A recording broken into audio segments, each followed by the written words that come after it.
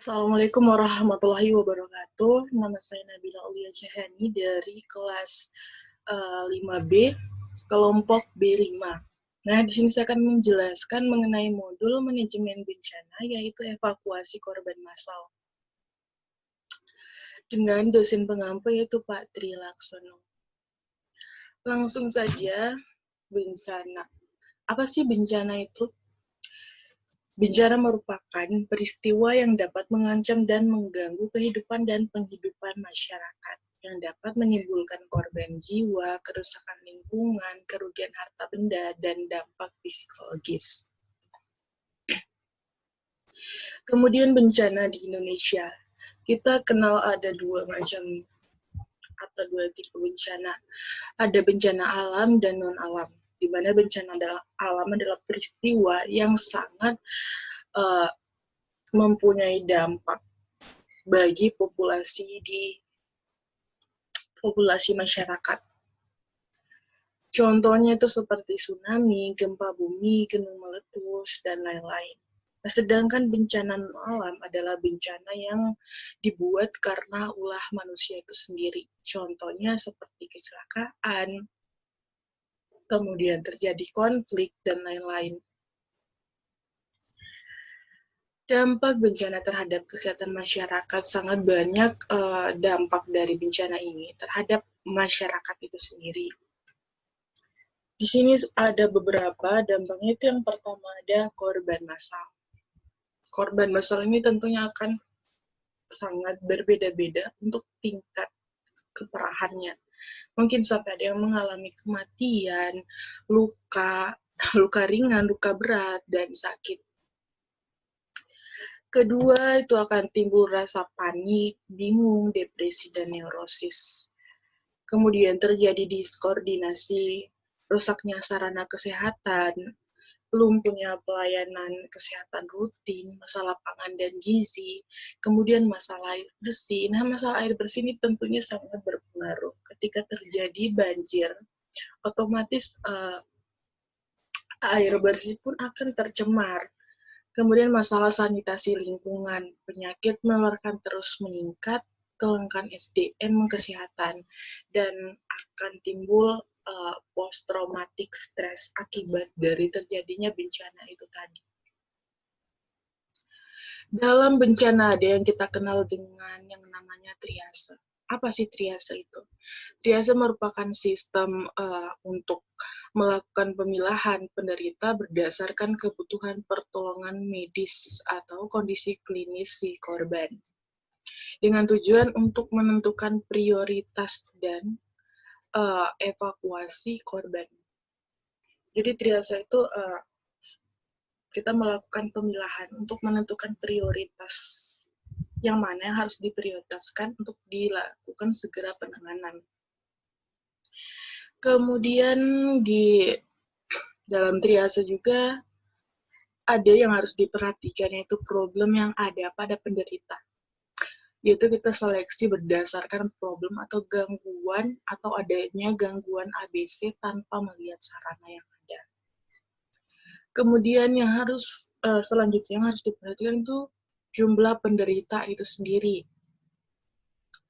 Yaitu seleksi berdasarkan berat ringannya keadaan si korban yang mempunyai kemungkinan hidup lebih besar tanpa kita melihat sarana yang ada. Kemudian memastikan sebanyak mungkin korban massal yang dapat diselamatkan. Lanjut tujuan triase. Nah, tujuan triase ini itu untuk mendapatkan hasil yang baik, yang mendapatkan hasil sebaik mungkin pada kondisi atau jumlah pasien yang besar tanpa melihat sumber daya yang atau dengan sumber daya yang terbatas.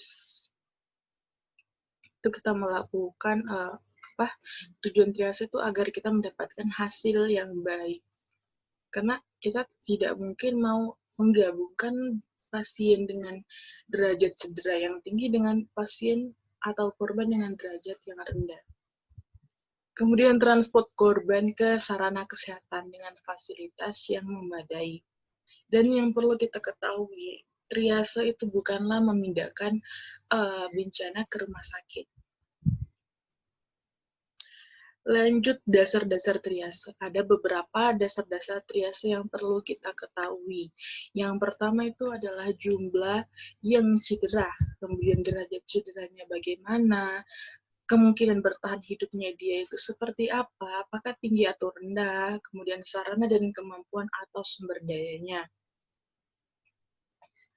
Lanjut yang dilakukan pada triase, ada beberapa yang harus dilakukan pada triase ini, yaitu melakukan penilaian tanda vital dan kondisi korban. Sebelum kita melakukan triase, otomatis kita harus memeriksa kondisi korban tersebut, apakah dia untuk tingkat keparahannya tinggi atau rendah. Kemudian penilaian harapan hidup, penilaian tindakan yang diperlukan, kemudian penilaian kemampuan medis, kemudian prioritas penanganan definitif, dan pemberian label. Triase dan evakuasi. Nah, di sini ada dua gambar, di mana gambar yang satu itu adalah sebuah kecelakaan mobil, di mana dia hanya memiliki korban 3-4 orang saja, dan yang sebelahnya itu adalah korban bencana yang cukup besar yang banyak memakan korban. Jadi di sini kita harus siapa yang didahulukan dan siapa yang harus dibawa kemana. Lanjut metode. Metode dalam triase ada yang disebut dengan START atau Simple Triase and Rapid Treatment. Kedua ada Primary Survey, yaitu ABC atau CAB. ABC atau airway, breathing, dan circulation, sedangkan CAB sirkulasi atau circulation, airway, dan breathing. Keduanya sama, hanya kan yang berbeda pada penanganan pertama dan keduanya. Kemudian algoritma dan sistem tapping atau pengkodean. Lanjut kebijakan. Untuk kebijakan itu sendiri, untuk kebutuhan medisnya, kita harus melihat derajat cederanya bagaimana, tinggi atau rendah, kemudian harapan hidupnya bagaimana, tinggi atau rendah juga, dan sumber dayanya. Sebelum kita melakukan tindakan kepada korban atau pasien, sebaiknya kita melakukan triase terlebih dahulu. Dan pada triase ini, waktu kita itu sangat terbatas. Usahakan pada saat melakukan penanganan, memberikan penanganan pada pasien atau korban, sebaiknya jangan lebih dari 60 detik untuk tiap pasiennya. Dan yang terakhir, tentukan fasilitas terbaik untuk penanganan. Lanjut klasifikasi. Nah, pada triase ini ada 4 klasifikasi, di mana untuk yang pertama itu prioritas 1 atau merah, kemudian prioritas 2 atau kuning, prioritas ketiga yaitu hijau, dan prioritas keempat yaitu hitam. Untuk penjelasannya, nah untuk prioritas 1 atau merah, di sini mengancam jiwa, kemudian fungsi vital, tetapi si korban atau pasien dia masih memiliki harapan hidup yang tinggi. Maka kita harus segera melakukan penanganan secepatnya. Kedua, penanganan dan pemindahan itu bersifat segera. Kita tidak pada korban dengan prioritas 1 atau triase merah ini, kita harus melakukan penanganan secara cepat dan segera, jangan ditunda-tunda. Kemudian di sini pasien atau korban dapat meninggal dalam waktu 2 jam, bahkan lebih cepat jika tidak dilakukan penanganan segera mungkin. Contohnya itu obstruksi jalan nafas, kegawatan pernafasan, shock, dan trauma parah, luka bakar, dan trauma inhalasi. Lanjut prioritas kuning atau prioritas 2 atau kuning. Di sini potensial mengancam jiwa dan fungsi vital bila tidak segera ditangani atau evakuasi ke fasilitas kesehatan sebelum 6 jam. Penanganan dan pemindahan bersifat mendesak, jangan terlambat. Kemudian untuk contohnya, itu trauma abdomen, trauma dada tanpa mengancam asfiksia, trauma ekstremitas, dan patah tulang dengan pendarahan yang terkontrol. Trauma kepala tertutup, trauma mata, dan luka bakar derajat sedang. Lanjut prioritas 3 atau triase warna hijau. Itu penanganannya seperti pelayanan biasa. Dia tidak terlalu mendesak, dapat ditunda juga karena ada korban yang lebih membutuhkan penanganan lebih cepat atau evakuasi terlebih dahulu. Contohnya seperti luka memar atau hanya lecet, kemudian fraktur simpel tertutup, luka bakar ringan. Dan yang terakhir itu prioritas 4 atau hitam. Dia lebih mengacu ke korban yang sudah tidak dapat diselamatkan dengan trauma atau luka yang cukup berat. Kemudian berdasarkan kasus prioritasnya itu lebih rendah untuk evakuasi atau penanganan. Jadi dia masuknya di prioritas keempat. Untuk contohnya seperti matinya batang otak dan penyakit terminal. Metode triase.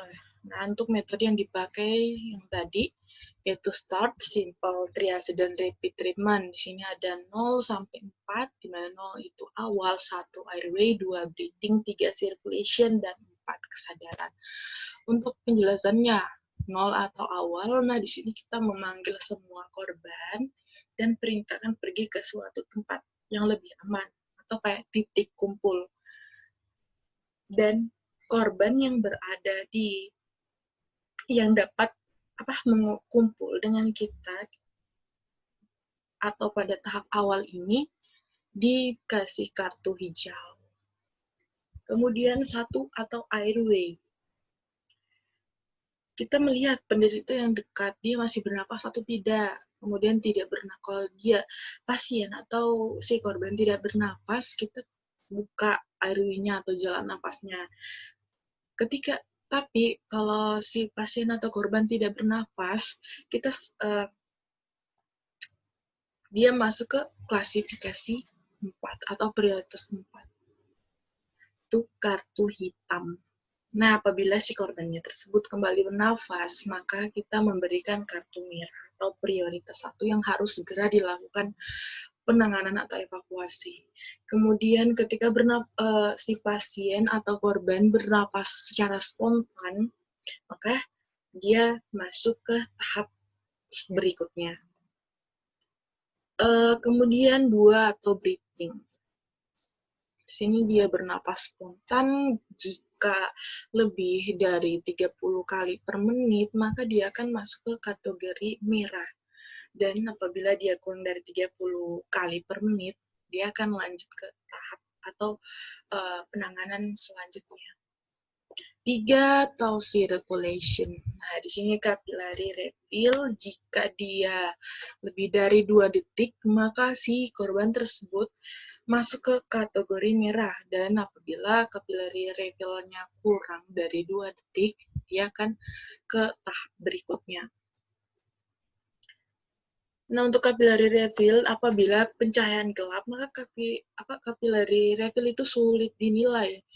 Maka kita periksa arteri radialisnya. Jika tidak teraba, dia akan masuk ke kategori merah.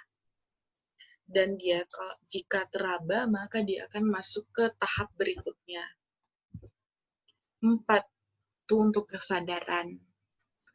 Jika dia tidak dapat mengikuti perintah kita ayo ke sini. Nah, tapi si korban tersebut atau pasien tersebut tidak dapat mengikuti perintah kita, maka dia akan masuk ke kategori merah.